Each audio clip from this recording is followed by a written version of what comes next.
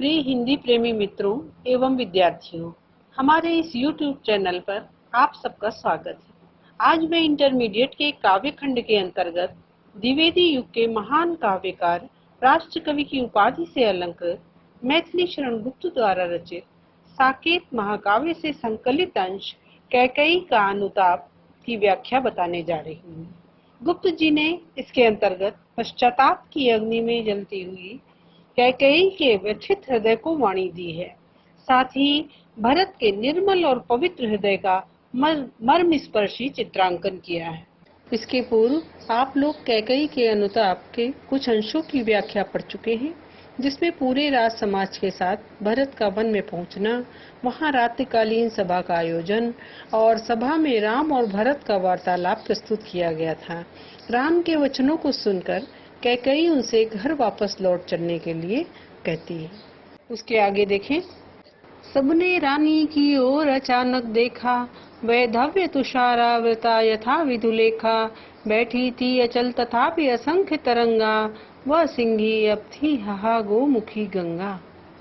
व्याख्या पर ध्यान दें। कैकेयी ने जब श्री राम को अपने घर वापस लौट चलने के लिए कहा तो उसके द्वारा कही हुई इस बात को सुनकर सभा में से सभी लोग आश्चर्यचकित हो गए। आश्चर्यचकित होकर सब उसकी ओर देखने लगे।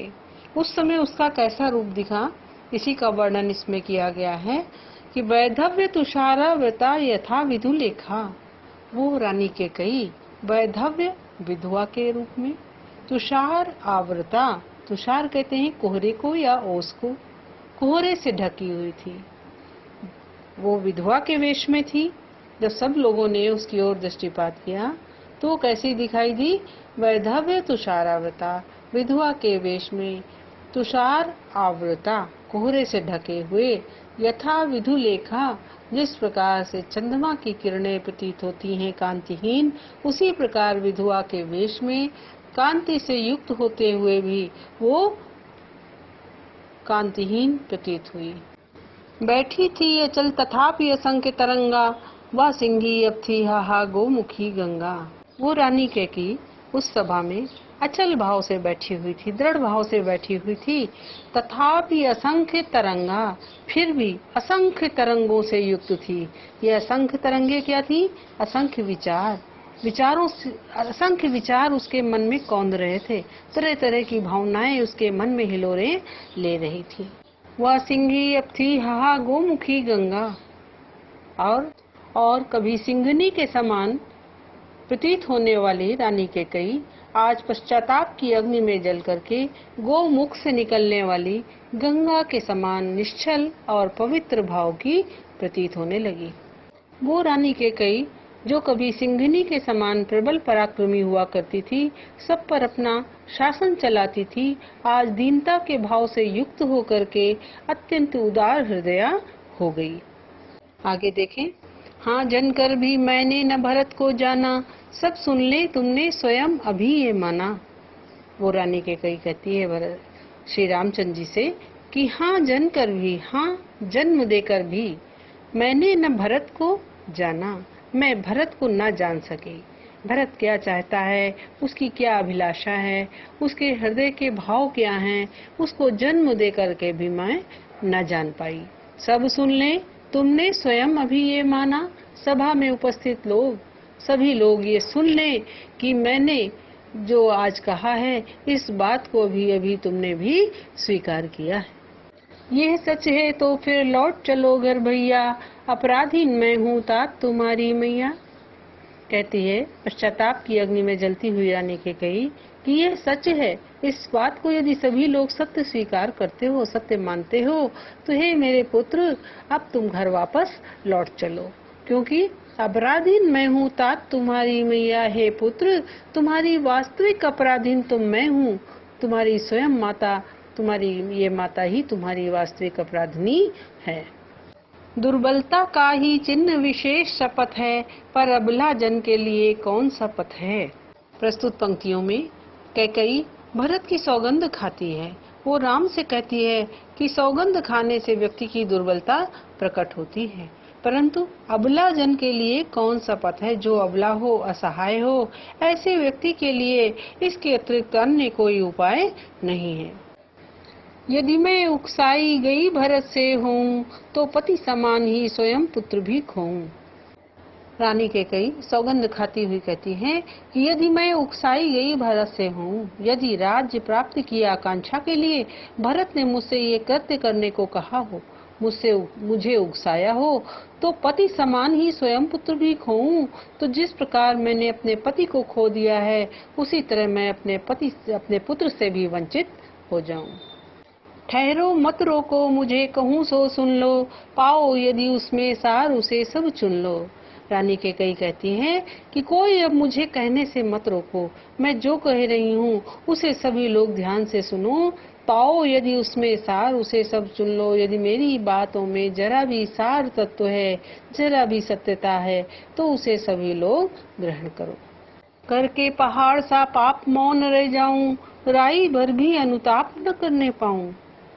रानी कैकेयी कहती है, करके पहाड़ सा पाप, पहाड़ की तरह अर्थात महान पाप मैंने अपने जीवन में किया है, मौन रह जाऊं, और इतना बड़ा पाप करने के बाद मैं अब कैसे मौन रहूं?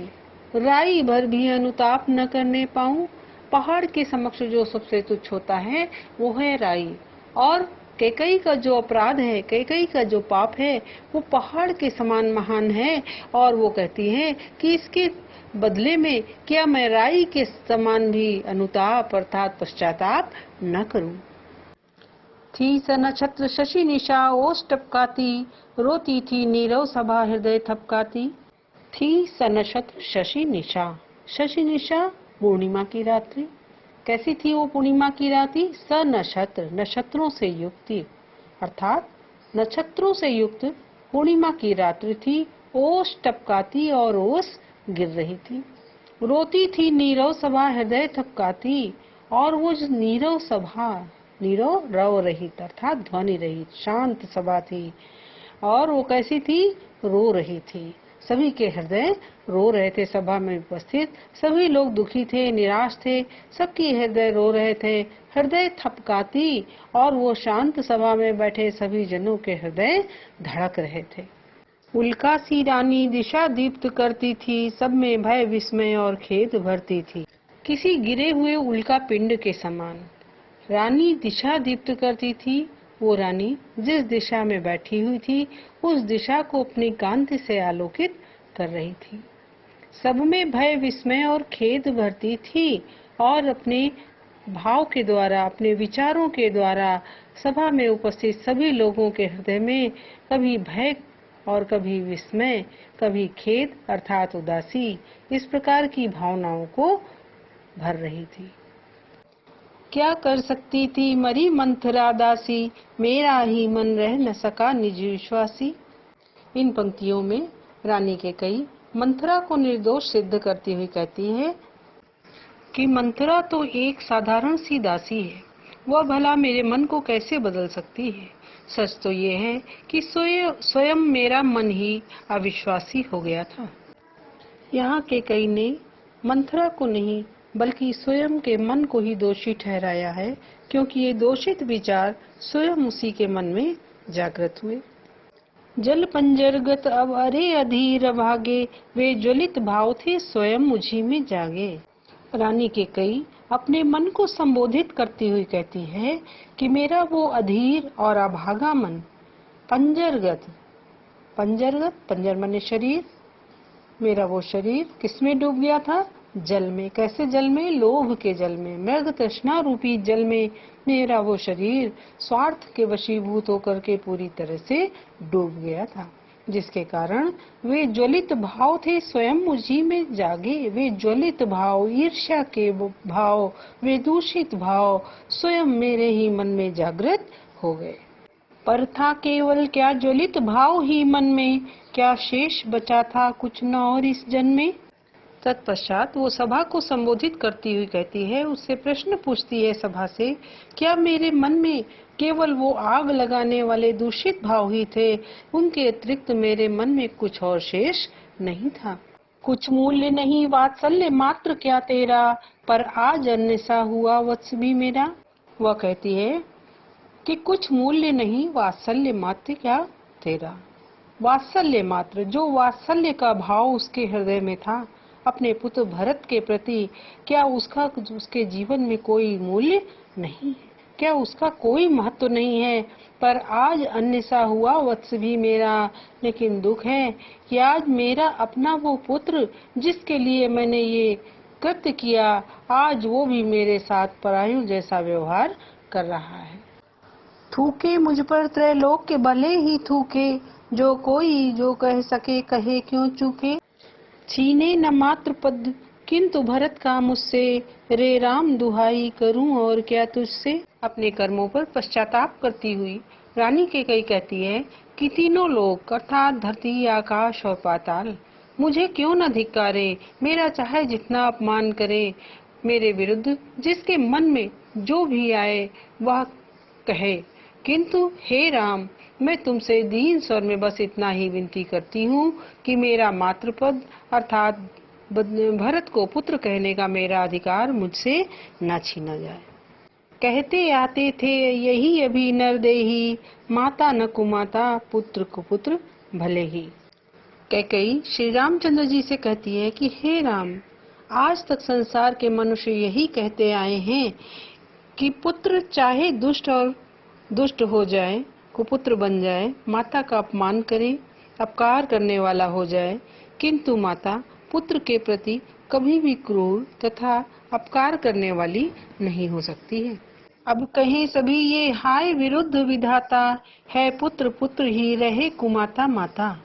कैकेयी कहती है कि अब कहें सभी ये हाय विरुद्ध विधाता, कहती कि आज के बाद जो कुछ मैंने ये कृत्य किया है उसके कारण, मेरे पाप के कारण, ये जो उक्ति अब तक कही जा रही थी कि माता कभी कुमाता नहीं हो सकती है, ये उक्ति भी परिवर्तित हो जाएगी, क्योंकि है पुत्र पुत्र ही रहे कुमाता माता, क्योंकि पुत्र तो पुत्र ही रहा, उसमें कोई दुर्भावना नहीं आई, कोई पाप नहीं आया, लेकिन ये माता ही अपने विचारों में परिवर्तित हो गई।